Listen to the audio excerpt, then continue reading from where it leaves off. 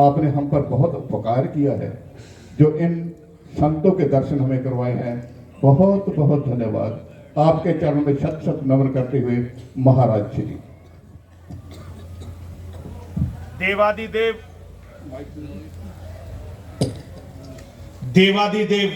भगवान महादेव शिव और जगत जननी मां जगदम्बा के चरणों में नमन करते हुए परम आदरणीय महाराज जी के चरणों में नमन करता हूं। विश्वकर्मा मंदिर निर्माण के देवता सृजनकार विश्वकर्मा जी के मंदिर में ये जो शिव शक्ति यज्ञ चल रहा है, अद्भुत यज्ञ है। यज्ञ ये हमारे देवताओं का आहार देने की विधि है।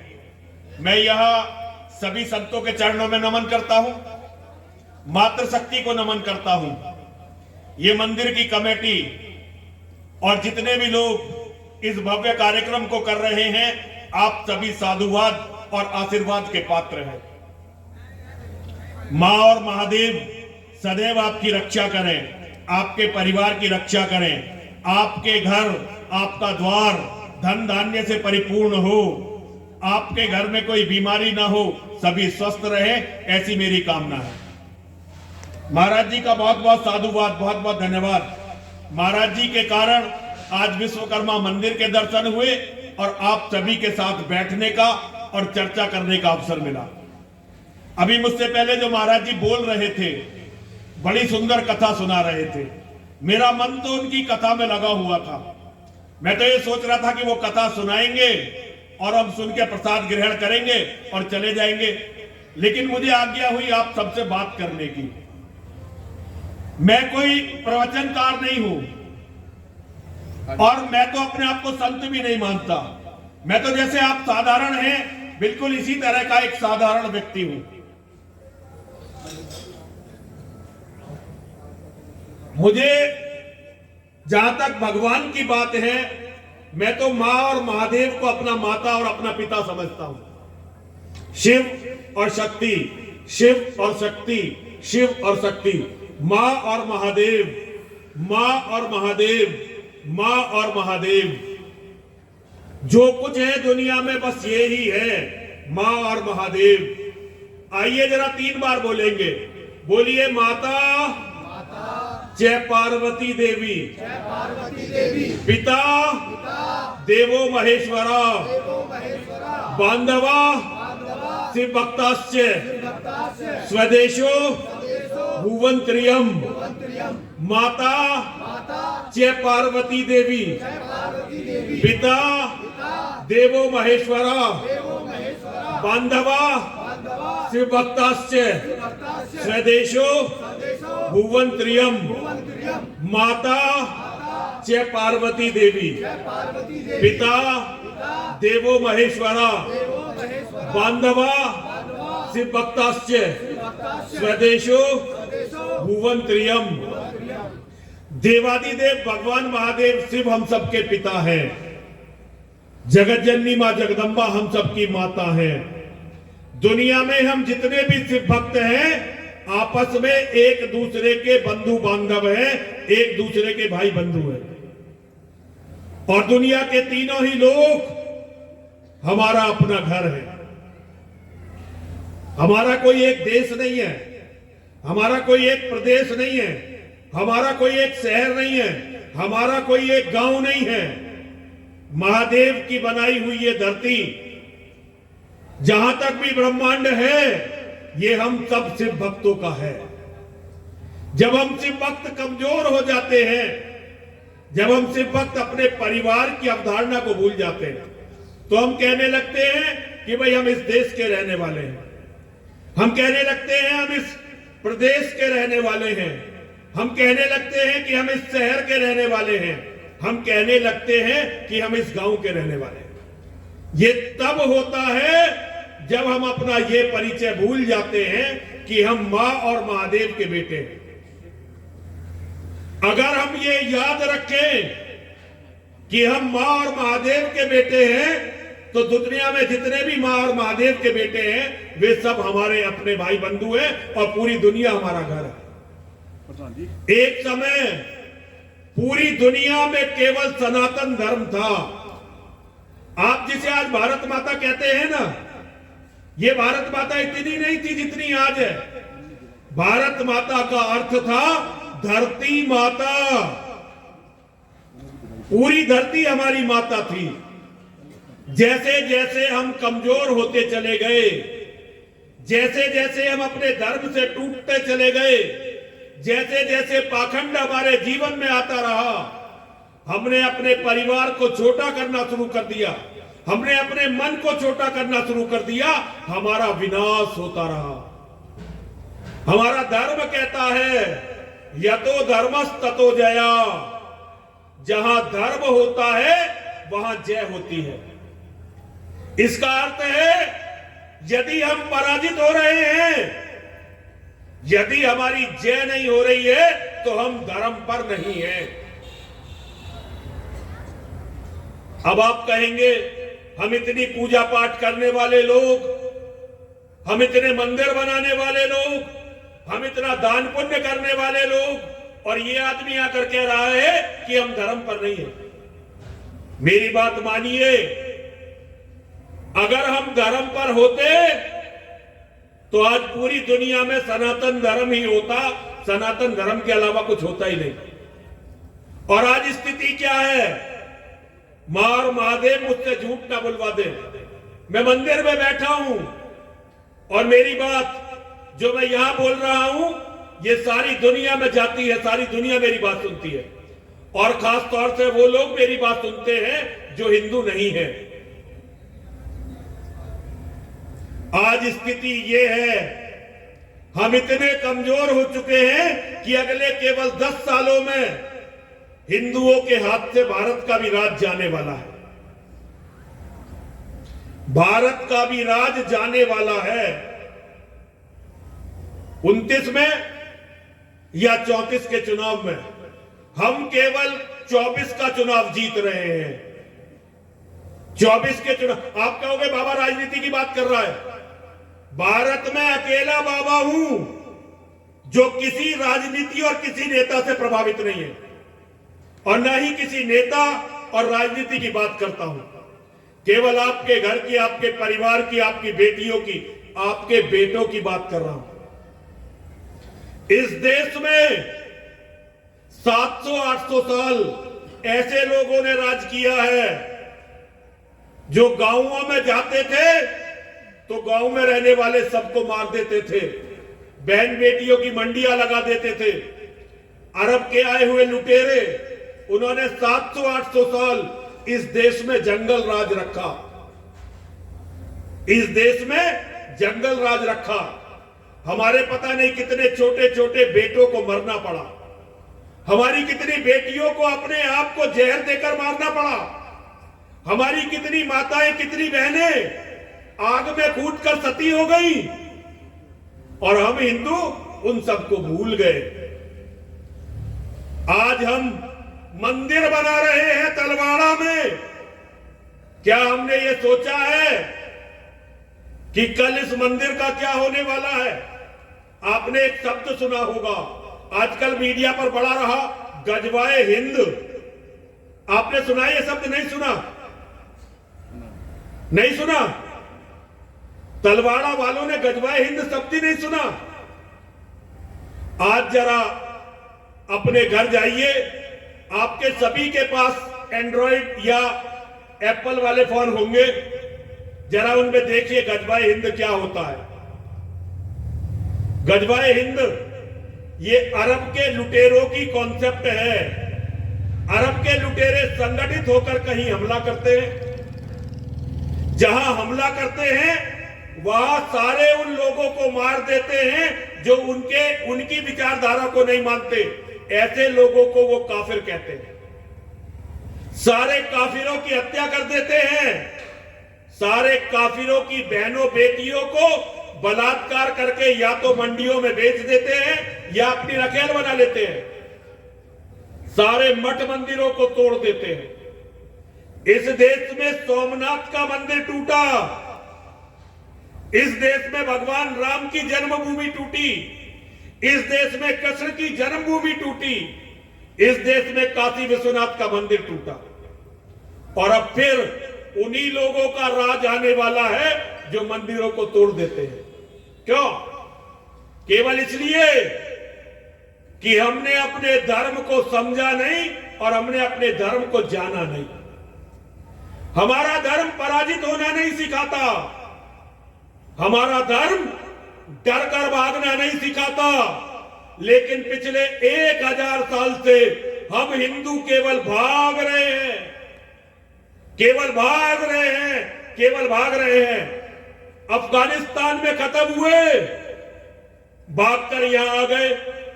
पाकिस्तान में मर रहे हैं, भागकर यहां आ गए। कश्मीर में मरे, भागकर यहां आ गए। बांग्लादेश में मरे, भागकर यहां आ गए। अरब में मरे, भागकर यहां आ गए। और अब यहां उनका कब्जा होने वाला है। अगर यहां उनका कब्जा हो गया तो तुम्हारे पास हिंद महासागर में डूब के मरने के अलावा कोई रास्ता नहीं होगा। और हिंद महासागर तक भाग पाओगे यह भी संभव नहीं लगता। कश्मीर से जब हिंदू भागे तो उन्होंने कहा अपना धन, अपनी संपत्ति, सोना चांदी यहीं छोड़ जाओ, अपनी बेटियों को यहीं छोड़ जाओ, तुम चले जाओ। ऐसे ही हुआ या नहीं हुआ भैया? मेरी बात आपकी शायद समझ में किसी की भी नहीं आ रही। मैं बिना मतलब चिल्ला रहा हूं, आप लोग मेरी बात समझ नहीं पा रहे हो। चलिए मैं केवल 5 मिनट में अपनी बात खत्म करता हूं। एक बार राजा दक्ष प्रजापति ने एक यज्ञ किया। उस यज्ञ में अपनी बेटी और दामाद को नहीं बुलाया। उनकी बेटी मेरी मां सती, मां पार्वती का रूप। मां पार्वती अगला जन्म है, पहला जन्म मां सती का है। और महादेव को भी नहीं बुलाया, बेटी और दामाद को नहीं बुलाया। मां झगड़ा करके चली गई राजा दक्ष के यज्ञ में। वहां मां को अपना बलिदान देना पड़ा। भोले बाबा को जब यह बात पता चली कि मेरी पत्नी का बलिदान हो गया, और पत्नी का बलिदान किस कारण हुआ? महाराज जी बता रहे थे, पत्नी का परित्याग कर रखा था भोले बाबा ने, केवल इसलिए कि मां सती ने भगवान राम अर्थात श्री हरि विष्णु की परीक्षा लेने का साहस किया। केवल इस बात पर मां का परित्याग कर दिया। लेकिन मां चली गई जब अपने पिता के घर, और वहां उनका बलिदान हो गया तो भोले बाबा क्रोध में भर गए। उन्होंने वीरभद्र और महाकाली को प्रकट किया और वीरभद्र से कहा, जिस दुष्ट दक्ष के कारण मेरी पत्नी, मेरी अर्धांगनी, मेरी सती का ये हाल हुआ, उस दक्ष को जीवित मत छोड़ना। किसने कहा? भोले बाबा ने कहा, वीरभद्र से और महाकाली से। आप किताब पढ़ लेना, शिव पुराण, ऐसे ही ये कथा मिलेगी। और फिर एक बात कही, यदि दक्ष को बचाने के लिए ब्रह्मा, विष्णु और इंद्र भी आते हैं तो उन्हें भी मत छोड़ना। इसका अर्थ है किसी भी व्यक्ति के लिए अपनी पत्नी का सम्मान,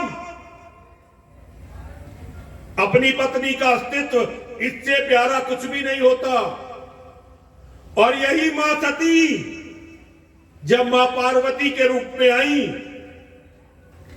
और गणेश जी की गर्दन काट दी गई, तो मां ने भोले बाबा से कह दिया, यदि मेरा नहीं बचा तो किसी का नहीं छोड़ूंगी। मेरा नहीं बचा तो किसी का नहीं छोड़ूंगी। और गणपति महाराज को पुनर्जीवित करना पड़ा। हमारी मां, हमारे महादेव हमें बताते हैं कि अपने परिवार से बड़ा कुछ भी नहीं होता। आप में से कोई ऐसा है जो मां और महादेव से बड़ा हो? क्या धरती का कोई सन्यासी, क्या धरती का कोई कथावाचक, क्या धरती का कोई धर्म प्रचारक मां और महादेव से बड़ा हो सकता है? यदि वो अपने परिवार की रक्षा के लिए सारी सृष्टि के विनाश पर उतर सकते हैं, तो हम तो बच्चे हैं उनके, हमें तो उनका अनुसरण करना चाहिए। कुछ भी करके अपने परिवार की रक्षा के लायक बनो, अपने परिवार को मजबूत करो, अपने परिवार को इस लायक बनाओ कि कल अगर जरूरत पड़े तो आपके बेटे, आपके पोते अपनी भी रक्षा करें और आपकी भी रक्षा करें। अगर हम ही नहीं बचे तो ये धर्म स्थानों का क्या होगा? अगर हम नहीं रहे, हमारा परिवार नहीं रहा, हमारे बेटे पोते नहीं रहे, हमारी महिलाएं, हमारी बेटियां, हमारी बहनें नहीं रही, तो इन देव मंदिरों में कौन आएगा? इन देव मंदिरों को तोड़ दिया जाएगा। और जैसे कश्मीर में, पाकिस्तान में, अफगानिस्तान में मंदिरों में होता है, शिवलिंग में केवल और केवल कहने में बहुत बुरा लगता है, लेकिन जहां हिंदू धर्म नहीं रहता वहां यही होता है। वहां हिंदू धर्म के दुश्मन शिवलिंग पर पेशाब करने जाते हैं। मैं जहां रहता हूं वहां 95% मुसलमान हैं, केवल 5% हिंदू हैं। मैं अच्छी तरह से जानता हूं कि वो लोग क्या बात कर रहे हैं। और आप लोग क्योंकि यहां तलवाड़ा में है तो आपको इन बातों का पता ही नहीं, क्योंकि हिंदू केवल अपने से मतलब रख रहा है, अपनों से मतलब नहीं रख रहा है। एक बात समझिए, दुनिया के किसी भी कोने में कोई भी हिंदू है, कोई भी शिव भक्त है, वो आपके परिवार का सदस्य है, वो आपका भाई है। उसके साथ यदि कुछ गलत हो रहा है और आप आवाज नहीं उठा रहे, तो कल जब आपके साथ कुछ गलत होगा कोई आवाज नहीं उठाने वाला। और भैया हमारे भरोसे मत रहना, ये जो हम संत बने फिरते हैं ना, इनके किसी के भरोसे मत रहना। ये बातें आपको मैं तो बता भी रहा हूं, कोई और आपको बताएगा भी नहीं, क्योंकि हमारे लिए अब ये चोला केवल आनंद, मजे लेने की चीज रह गया है, बलिदान देने की चीज नहीं रहा है। आप इस कपड़े का इतिहास जानते हो? ये कपड़ा हमें इसलिए पहनाया जाता था अखाड़े की फौज को कि हम धर्म के लिए कहीं मर गए तो सरदार जी हमें अंतिम संस्कार की जरूरत ना हो, इसलिए ये हमें आपने शहीदों के गाने सुने होंगे, सुने, मेरा रंग दे बसंती चोला, मेरा रंग दे बसंती चोला। ये बसंती चोला है, ये आग्नेय वस्त्र हैं, और ये भगवान का बैठकर नाम लेने वालों को नहीं पहनाए जाते थे, ये उन्हें पहनाए जाते थे जिन्हें धर्म के लिए मर मिटने के लिए तैयार किया जाता था। आज हम में से कितने हैं जो धर्म के लिए मर मिटने को तैयार हैं? हम तो पुलिस का एक डंडा छोड़कर भाग जाएंगे। हमारे भरोसे मत बैठना, और पुलिस और नेताओं के भरोसे तो बिल्कुल मत बैठना। उन्होंने हमेशा हिंदुओं को धोखा दिया।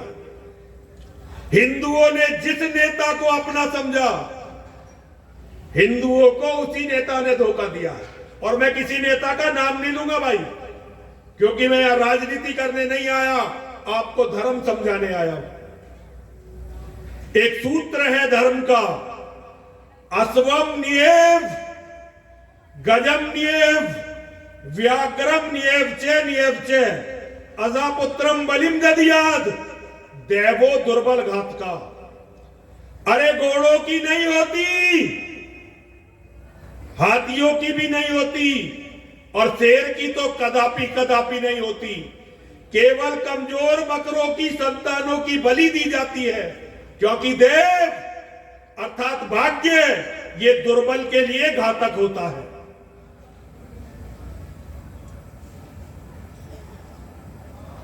आप अपने बच्चे को यदि शेर का बच्चा बनाओगे तो वो आपकी भी रक्षा करेगा, अपनी भी रक्षा करेगा, मंदिरों की भी रक्षा करेगा और राष्ट्र की भी रक्षा करेगा। लेकिन आपने यदि अपने बच्चों को बकरी का बच्चा बना दिया, गुरु गोविंद सिंह जी महाराज ने सूत्र दिया था, 1.25 लाख से एक लड़ाऊं, चिड़ियन ते मैं बाज तोड़ाऊं, ते गोविंद सिंह नाम धराऊं।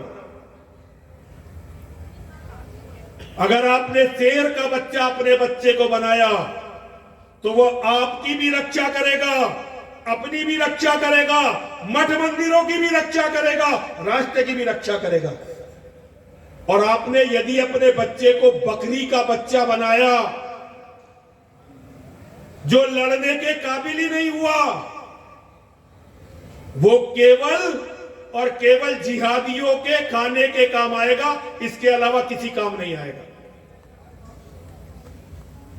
आप बंटवारे की कहानी भूल गए।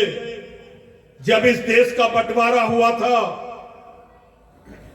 पता नहीं कितने लोगों को अपनी बहन बेटियों को जहर देना पड़ा था, कितने लोगों को अपनी बहन बेटियों को वहां छोड़कर जान बचाने के लिए यहां आना पड़ा था। आज हालात उससे भी ज्यादा खराब हैं, आज हालात उससे भी ज्यादा खराब हैं। अब आप क्या करेंगे, क्या नहीं करेंगे, ये आप जाने, आपका काम जाने। लेकिन ऐसे समय में जब धर्म पुकार रहा हो, जब रणक्षेत्र पुकार रहा हो, तो बैठकर केवल कीर्तन करने से भगवान नहीं आने वाले भाई, ना ही भगवान की कृपा होने वाली है। अगर ऐसे कीर्तन से भगवान प्रकट होने वाले होते तो योद्धाओं को युद्ध क्यों करने पड़ते। भगवान योगेश्वर श्री कृष्ण को, जो साक्षात भगवान थे, उन्हें चक्र क्यों उठाना पड़ता। भगवान राम को रावण से लड़ने के लिए हथियार क्यों उठाने पड़ते। जब दुष्टों का अहंकार, उनकी दुष्टता बढ़ जाती है तो पूजा पाठ काम नहीं आती, बाहुबल काम आता है। पूजा पाठ करिए, मैं ये नहीं कह रहा पूजा पाठ मत करिए, पूजा पाठ नहीं करेंगे तो भगवान की कृपा नहीं होगी, भगवान की कृपा नहीं होगी तो सद्बुद्धि नहीं आएगी, और सद्बुद्धि नहीं आई तो नरसिंहानंद की बात समझ नहीं आएगी। नरसिंहानंद की बात उन्हीं को समझ में आती है जिन्हें परमात्मा सद्बुद्धि देते हैं, और जिन्हें परमात्मा सद्बुद्धि नहीं देते वो तो कहते हैं ये बाबा भौंक रहा है, भौंक कर चला जाएगा, हम अपनी पूजा पाठ में लगेंगे। मैं तो आज चला जाऊंगा, फिर हो सकता हूं जीवन में आपको कभी ना मिलूं, लेकिन आपको मेरी बातें याद आएंगी। मैं माताओं, बहनों, बेटियों से कहना चाहता हूं, हमने सबसे बड़ा पाप अपने परिवार को कमजोर करके किया। किसी भी घर में एक बेटा नहीं होना चाहिए था। हमारा धर्म कहता है एक बेटे के होने से तो बेटे का ना होना अच्छा है। एक बेटे को जन्म दे कोई माता, इससे तो अच्छा है वो बेटे पैदा ही ना करे। एक बात हमेशा याद रखिए, आपका जो एक बेटा होता है सब उसके दुश्मन होते हैं। एक बेटे का तो सगा जीजा भी उसका दुश्मन होता है। स्वामी जी, ग्रस्त की बड़ा गूढ़ रहस्य है। एक बेटे का तो सगा जीजा वो भी उसका दुश्मन होता है। वो ये सोचता है कि अगर ये मर गया तो इसकी धारी धन संपत्ति मुझे मिल जाएगी, और अगर उसका कोई सगा भाई हो, भाइयों में कितना भी बैर हो, लेकिन भाई अपने भाई को मरने नहीं दे सकता। लेकिन हमने सबसे बड़ा पाप किया, एक एक बेटा पैदा किया और यहां धर्म का सत्यानाश हो गया। मैं अपनी माताओं, बहनों, बेटियों से कहना चाहता हूं, ज्यादातर आपने एक एक बेटा पैदा किया होगा। अब अपनी बेटियों से कहिए, अपनी बहुओं से कहिए, जो गलती हमसे हो गई, बेटियां ये गलती मत करना। कोई भी ऐसा बेटा नहीं होना चाहिए आगे से जिसका सगा भाई ना हो। अगर सगा भाई नहीं होगा तो उसके लिए लड़ने वाला, उसे बचाने वाला कोई नहीं होगा, और ना अकेला बेटा किसी का लड़ेगा। वो तो केवल शिकार होगा धर्म के दुश्मनों का भी और अपने रिश्तेदारों का भी। मुझे नहीं पता आपको मेरी कोई बात समझ में आई या नहीं आई, और मुझे यह भी नहीं पता कि मेरी बातें आपको अच्छी लगी या बुरी लगी, लेकिन मैंने कुछ भी झूठ नहीं बोला। अब जरा 3 बार जो लोग यहां जीवित हिंदू हैं 3 बार मेरे साथ बोलेंगे, बोलिए विजय मिले या वीर गति। विजय मिले या वीर गति। कभी लोग जीवित हैं इस मजमे में, कभी लोग जीवित हैं। कोशिश करिए आप लोग जीवित हो सके। बोलिए विजय मिले या वीर गति। विजय मिले या वीर गति। सब महादेव के नाम। सब महादेव के नाम। जीते जी रण छोड़ के जाना। जीते जी रण छोड़ के जाना। वीरों का नहीं काम। वीरों का नहीं काम। विजय मिले या वीर गति।